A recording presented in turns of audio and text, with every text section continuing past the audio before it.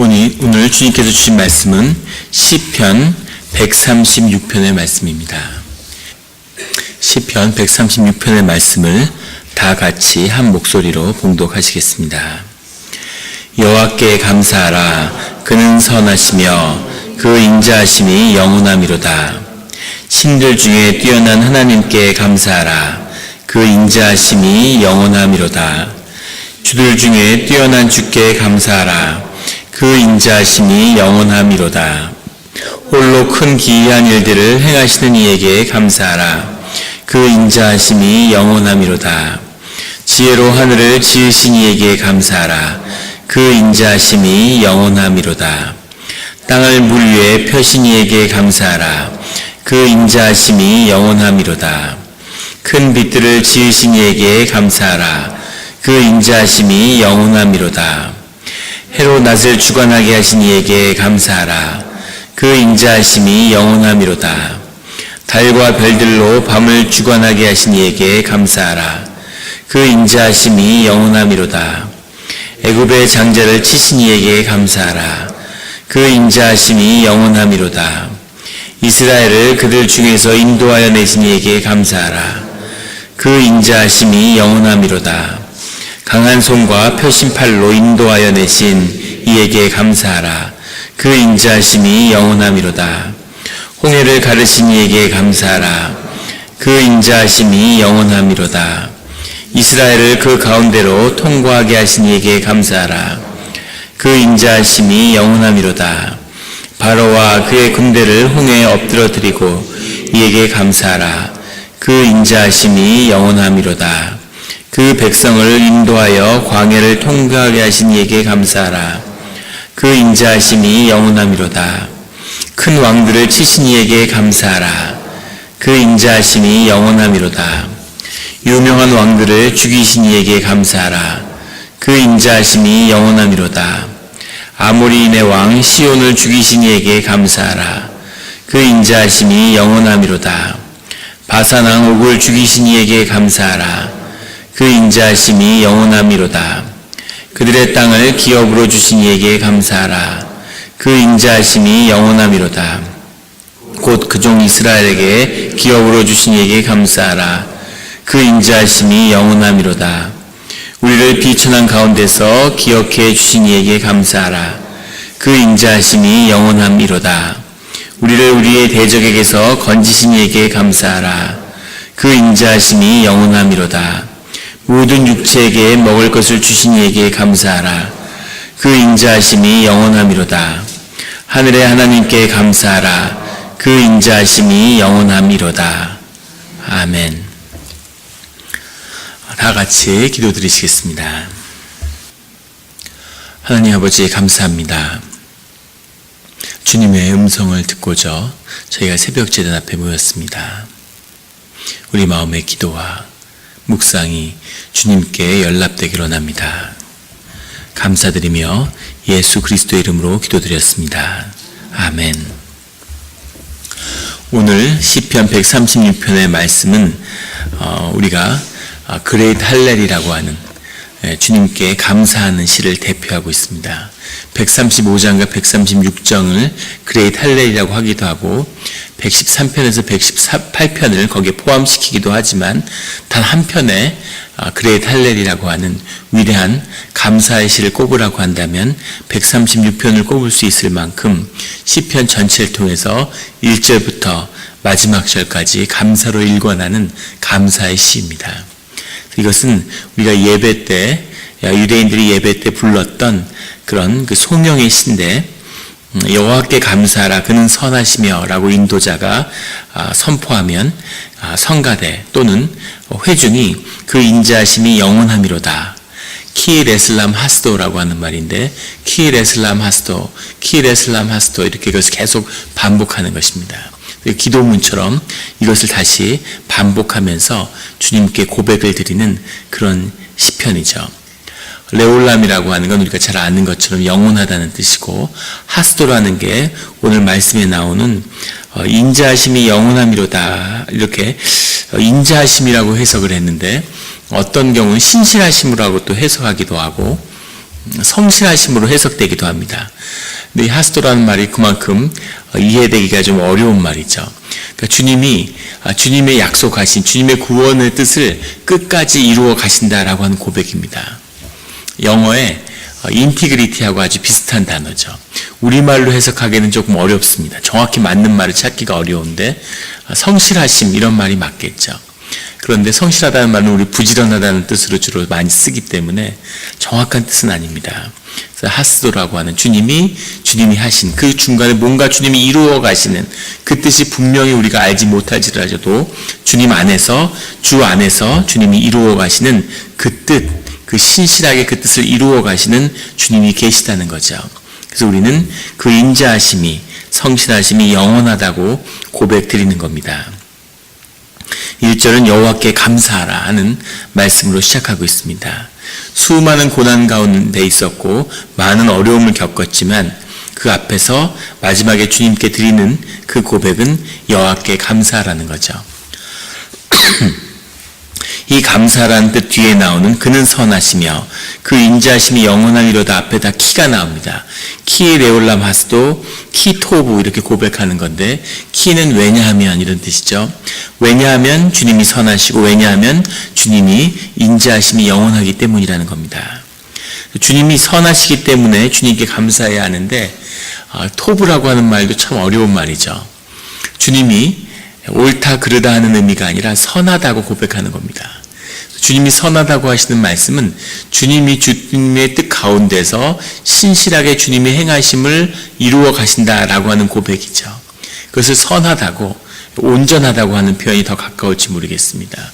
주님이 하시는 일은 주님이 100% 주님의 뜻대로 주님의 뜻 가운데 이루어진 일이라는 거죠.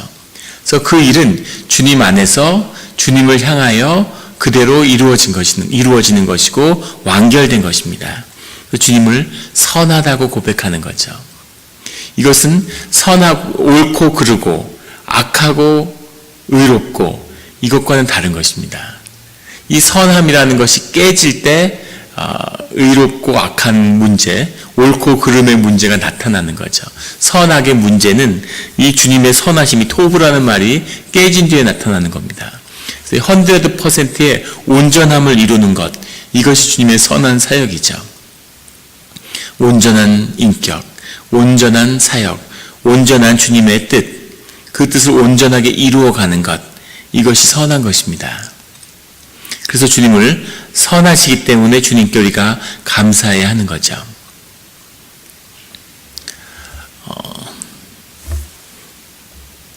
거짓말을 하는데 가장 나쁜 거짓말이 어떤 거짓말이겠습니까? 99%, 100% 거짓이 있을까요? 거짓말을 하는데 100% 다 거짓이라서 아무도 속지 않아요. 그러면 그것은 거짓이 아니라 참이죠. 마찬가지로 100% 참이면은 그걸 다 받아들이겠죠. 거기에 현혹되거나 속는다는 의미 자체가 성립 안 되겠죠. 이것이 토부의 비밀인 겁니다. 선하다는 뜻은 뭐냐면 100%이기 때문에 그것이 악이든 선이든 아무 차이가 없는 거죠. 최악의 거짓말은 어떤 거짓말이냐면 99%의 참과 1%의 거짓이 들어있는 거죠. 그래서 그것은 거짓인데 사람들이 다 넘어가는 겁니다. 그 안에 99%의 참이 들어있기 때문에 최악의 거짓말인데 가장 많은 참된 걸 담고 있는 거죠. 정치 이데올로기 같은 거, 뭐 그런 거죠.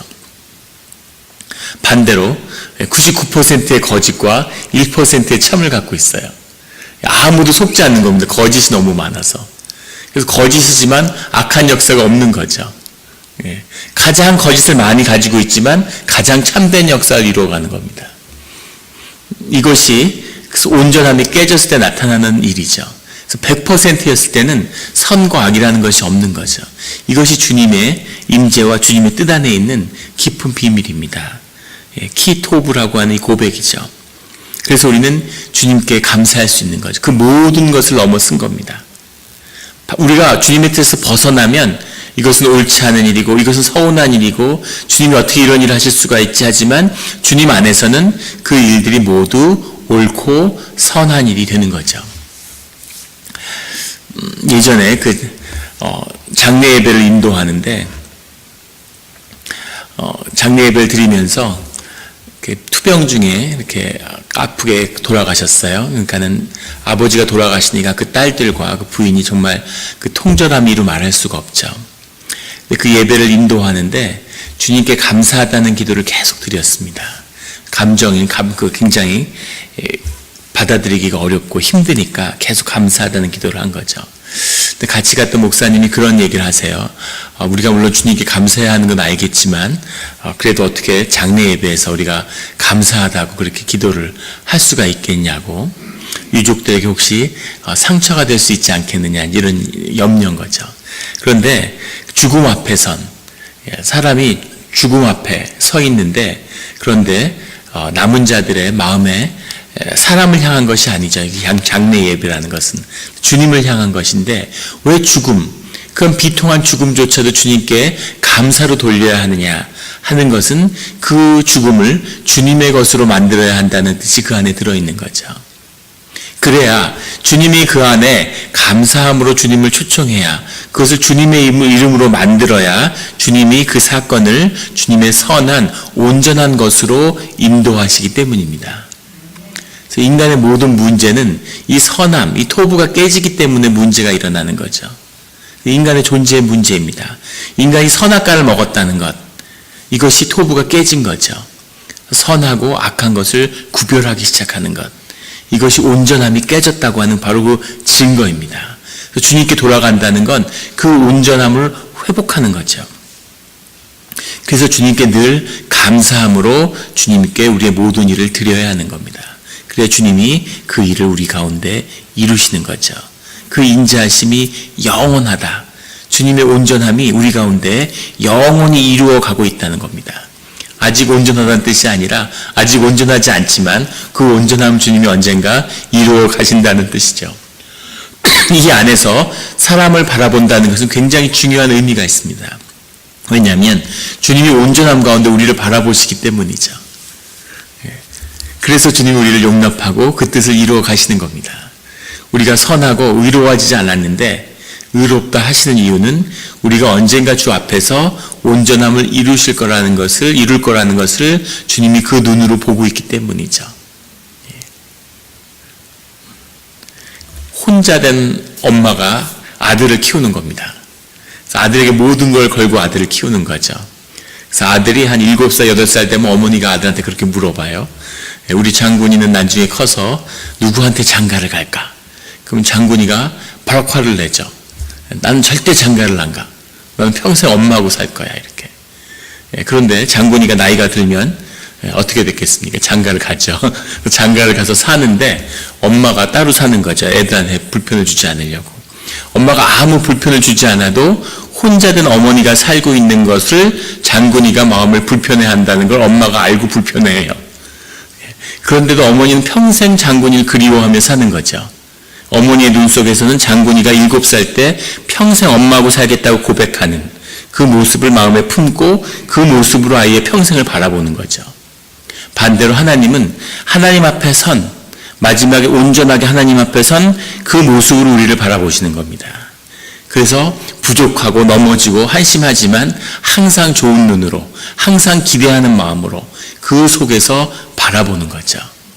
우리는 다 공사 중이죠. 우리 교회 안에서 다 공사 중입니다. 좋아지고 있고 나아지고 있고 좋은 방향으로 가고 있죠. 그래서 내 공사가 좀 더 진척됐다고 공사가 덜 된 사람을 보고 저 사람 왜 저럴까 이럴 필요가 없는 것이죠.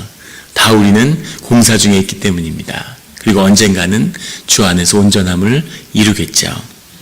이것이 주님이 오늘 고백하는 여호와께 감사하라.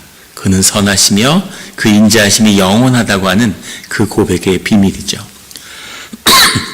8절에 가면 해로 낮을 주관하게 하신, 해라고 하는 것이 그냥 낮과 밤, 9절에는 달과 별들로 밤을 주관하게 하신, 해로 낮을 주관하게 하신다는 의미의 이 해라고 하는 것은 그 당시의 사람들은 신으로 받아들였죠.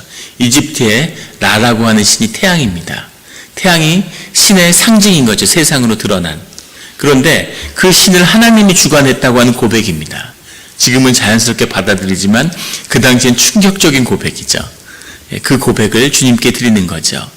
또 낮과 밤을 주관하신다는 말은 좋은 때 빛이 나고 우리 많은 시편의 고백처럼 정오의 해처럼 삶이 빛나는 그런 순간에도 주님이 우리의 삶을 주관하시지만 밤이 되고 춥고 고달프고 그 어두운 시기를 가를 때도 주님이 우리의 삶을 역시 주관하고 계신다고 하는 그것으로 인해 감사하다고 하는 고백이죠.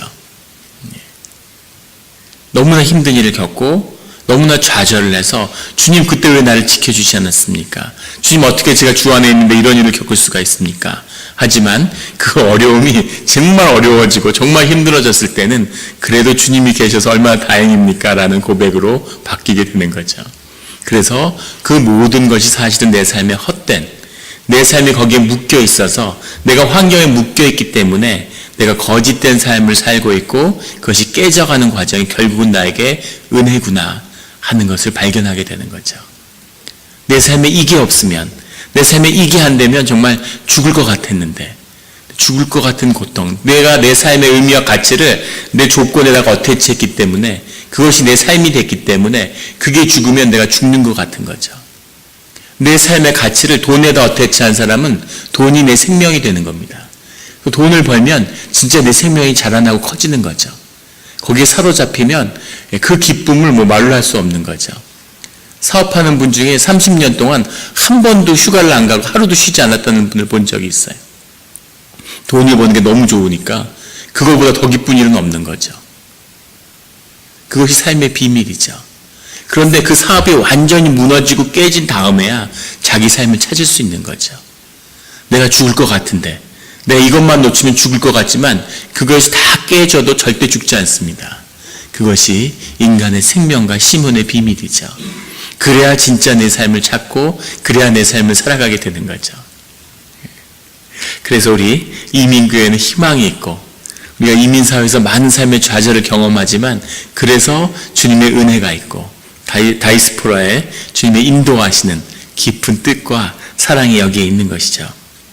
12절에 강한 손과 펴신팔로 인도하여 내신 이에게 감사하라. 강한 손이라고 하는 것은 주님의 구원의 상징이죠.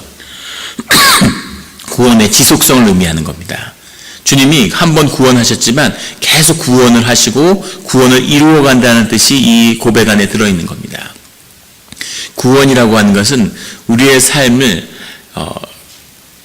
어려운 가운데서 회복하여 주시는 주님의 능력이에요. 로마서 1장이 고백하고 있죠. 모든 믿는 자들 구원하시는 주님의 능력이다. 이것이 주님의 구원입니다. 성경에 보면 모든 안 좋은 것을 좋은 것으로 바꾸는, 전쟁에 나가면 승리하는 것, 배고플 때는 먹을 것을 주는 것, 아플 때는 낫게 하는 것, 이것이 다 구원입니다.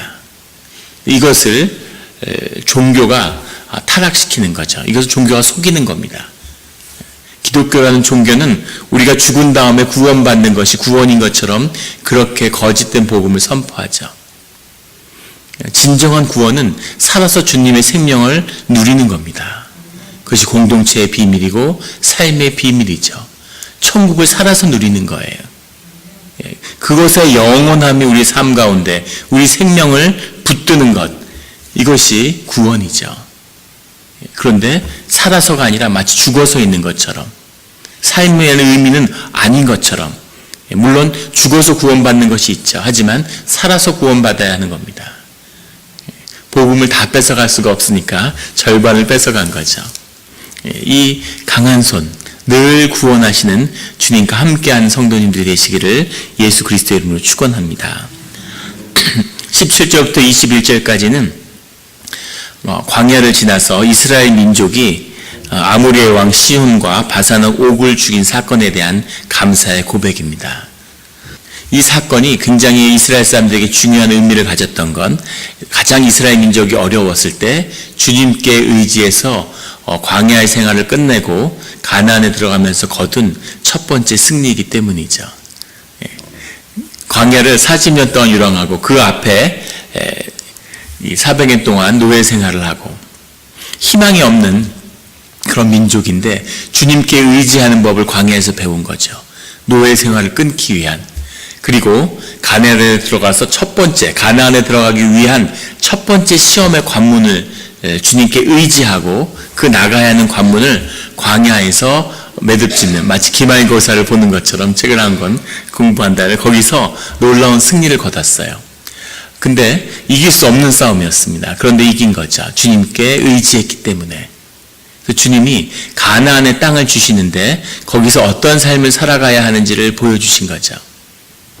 주님만 의지하고 살면 됐던 광야의 삶에서 생업도 필요 없고 예배만 드리면 되는 거죠. 주님이 그런 때를 우리에게 허락하시죠. 그 다음에 주님이 주신 땅으로 기업으로 보내시는 겁니다. 파송을 하는 거죠. 그래서 거기에 가면 이제까지 440년을 평지에 살았던 사람들을 산악지대로 인도하셨어요. 그리고 440년 동안 한 번도 싸워보지 않은 사람들을 산악지대에서 산악민족과 싸워야 되는 겁니다. 그리고 400년은 주인이 주는 걸 먹고 40년은 땅에 하늘에서 주는 만나를 먹었는데 이제는 농사를 짓고 먹고 살아야 돼요. 향토 예비군도 아니고 싸우면서 일하면서 싸우는 굉장히 고달픈 삶이 기다리고 있는 거죠. 거기다가 상대가 너무 막강한 겁니다. 아무런 희망이 없는 것 같은 그 삶, 거기서 주님께 의지해서 승리하는 길을 배우고 배운 대로 살아가는 거죠. 그걸 광야에서 배우지 못하면 그러면 가나안 땅은 복지가 아니라 지옥이 되는 거죠. 마치 이민으로 온 우리 자신들의 모습인 것 같습니다. 전혀 다른 환경, 그리고 앞에는 그 지역에 뿌리 내리고 살아온 사람들이 있는 거죠. 내가 이제까지 닦아온 지식들은 아무 쓸모가 없는 거예요. 그리고 먹고 사는 거에 대한 두려움, 생존에 대한 공포가 앞에 가로놓여 있는 거죠. 그런데 그 땅을 주님 우리에게 복지를 주셨다는 거죠. 복지가 될 수도 있고 지옥이 될 수도 있습니다. 주님과 우리가 어떤 관계를 맺는지, 주님에게 우리가 어떻게 의지해야 되는지, 놀라운 삶의 승리를 경험할 수도 있고 엄청난 좌절을 경험할 수도 있는 것이죠. 그런데 주님이 그 땅을 우리에게 주신 그 의미가 21절, 22절에 계속 고백하고 있습니다. 그들의 땅을 기업으로 주신 이에게, 종 이스라엘에게 기업으로 주신 이에게, 20절에 우리를 비참한 가운데서도 기억해 주신 이에게, 우리가 제일 어려운 가운데 있을 때 주님이 그 땅을 기억하고 우리를 기억하고 땅을 주셨다는 거죠. 땅을 주셨다는 건 주님의 땅을 회복한다는 의미가 들어있는 겁니다. 그 말의 의미는 그 땅에서 주님을 향한 예배가 드려진다는 의미가 들어있는 거죠. 그 의미는 그 땅이 주님의 땅이고 성스러워지고 주님이 통치하는 땅이 된다는 의미가 들어있습니다. 우리에게 생명을 주셨어요. 우리에게 영이 있습니다. 이 영이라고 하는 것은 다스리는 권세가 본질이에요. 그래서 영을 가진 자들은 통치해야 하는 거죠. 근데 주님과 맞지 않기 때문에 자기 뜻으로 공중의 권세 잡은 영이 땅을 다스리고 있는 겁니다. 그래서 그것을 주님의 땅으로 회복시켜야 하는 거죠. 이것이 그 땅에 믿는 자들, 주님께 의지하는 자들을 들여보내는 참 뜻이죠. 거기에는 재물이 쌓여 있습니다. 주님이 허락하신 거죠. 가서 처음으로 땅을 농사지어야 되는 게 아니라 그 땅을 빼앗으라고 주님이 말씀하시는 거예요. 왜 아무도 빈 땅이나 무주공산의 새로운 땅으로 인도해 주시지 굳이 거기 사람들이 뿌리 내리고 살고 있는데 그 땅을 싸워서 자꾸 뺏으라고 그럴까? 주님은 싸움을 좋아하시나? 주님은 왜 자꾸 그걸 투쟁하고 뺏고 맨날 남의 걸 가져오라고 그러고 그것을 빼앗긴 것을 그것을 회복시키는 거라고 주님이 말씀하시는 거죠. 악한 역사를 이용해서 땅에 재물을 쌓았는데 그것을 이제 가져와서 좋은 것으로 주님의 것으로 만들라는 겁니다. 이것이 주님이 우리를 인도하시는 참 뜻이 있는 거죠. 그래서 악인의 흥황함을 부러워할 필요도 없고 또 그것을 시기하고 높여볼 필요가 없는 겁니다. 주님이 그 모든 것을 주님의 자녀를 위해서 준비하신 것이기 때문이죠. 믿음으로 그것을 취해야 하는 겁니다. 얼마나 감사합니까? 이민자들이 미리 와서 이렇게 아메리카에 이렇게 부를 이루었으니까 또 주님의 자녀들이 와서 그 위에서 이렇게 잘 살 수 있는 거죠. 그런 것이 없이 처음 왔으면 이제 땅을 기경하고 감자 농사를 지어야 돼요. 그런데 그게 아니라 학교에서 선생님을 하고 비즈니스를 일으킬 수 있고 여러 가지 일들을 할 수 있는 이유들은 이미 그 역사들이 이 땅에 이루어져 있기 때문인 거죠. 주님 우리에게 새로운 도전으로 새로운 선물을 우리에게 준비시켜 주시는 겁니다. 그 모든 주님이 준비하신 땅을 꼭 차지하고 기업으로 유산으로 남기는 성도님들이 되시기를 예수 그리스도의 이름으로 축원합니다. 마지막 26절에 가면 하늘의 하나님께 감사하라. 하늘의 하나님께라고 하는 표현은 전 성경을 통틀어서 꼭 여기 한 군데만 나오는 표현입니다. 정확히 뭘 의미하려고 했는지는 정확히는 알 수 없지만 아마도 하나님의 통치가 온 세상에 임한다고 하는 그 뜻을 표현한 게 아닌가 싶어요. 25절에 모든 육체에게 먹을 것을 주신 이에게 감사하라. 이제까지는 믿는 자에게, 주의 자녀에게, 우리에게, 나에게 주신 것에 감사했는데 마지막에 25절에는 모든 육체에게 살아있는 모든 것을 먹이시는 주님께 감사하는 거죠. 주님의 은혜를 깊이 경험하니까 그 세상을 보는 눈이 확장돼서 주님이 통치하시는 그 모든 주님의 통치에 감사하게 되는 겁니다. 그러면서 하늘의 하나님께 감사하게 하는 거죠. 그 하나님의 통치가 선하시고 영원하시기 때문입니다. 주님의 영원한 인자하심을, 그 뜻을 반드시 이루시는 그 주님을 우리가 영접하고 세월을 아끼고, 주님은 급한 게 없으시죠. 주님은 우리를 향한 뜻을 꼭 이루실 거예요. 우리에게 많은 시간을 주시고 우리가 끝까지 주저앉아 있으면 언젠가는 우리의 멱살을 잡고 끌어올리실 겁니다. 하지만 그때까지 주저앉아 있지 말고 네가 원하는 것이 무엇냐, 우리가 원할 때 두 발로 일어서는 주님의 기적을 체험하는 오늘 하루가 우리의 인생이 되기를 예수 그리스도의 이름으로 축원합니다. 기도드리시겠습니다. 하나님 아버지 감사합니다. 우리 삶 가운데 너무나 많은 감사의 제목이 있음으로 해서 감사합니다. 우리가 늘 주님께 감사할 일을 달라고 그렇게 기도했는데 주님 우리의 눈을 띄워주시니까 우리 삶 가운데 감사할 일이 너무나 많음을, 그 감사에 감사를 더하고 감사에 감사의 고백을 하는 그 일이 끊어지지 않고 넘쳐나는 그런 삶이, 그것이 생명의 비밀이었음을 보게 하여 주시니 감사합니다. 주님 우리에게 자녀를 허락해 주셔서 감사하고 그 안에 생명을 보게 해 주시니 감사하고 또 그런 귀한 생명을 주셔서 정말 짧은 시간이었지만 아름답고 귀한 그런 삶을 살게 해 주신 것 감사합니다. 또 자녀를 통해서 우리에게 섬김이 무엇인지, 사랑이 무엇인지, 주님의 마음과 주님 우리를 섬겨주시는 그 뜻이 무엇인지를 우리로 경험하고 알게 해주신 것 감사합니다. 우리가 섬길 자가 이제 없어서 자녀가 다 자라고 그 귀한 시간들이 지나가고 이제는 사랑하고 섬길 곳이 없어서 허무한 그런 삶을 사는 것이 아니라 주님께 배운 그 섬김으로 세상을 섬기며 주님이 사랑하신 그 세상을 구원받는 그 자리까지 인도하는, 거기에 쓰임받는 우리의 삶이 되게 하여 주시옵소서. 감사하고 또 감사하고 주님의 통치가 임하는 것을 보며 그 안에 정말 주님의 신실하심이 영원하다고 하는 고백이 우리의 삶의 고백이 되기를 주님께 간절히 소원합니다. 주님 감사가 회복되며 주님께 감사한 일들이 발견되는 그런 이 새벽 제단이 되게 하여 주시옵소서. 감사드리며 예수 그리스도 이름으로 기도드렸습니다.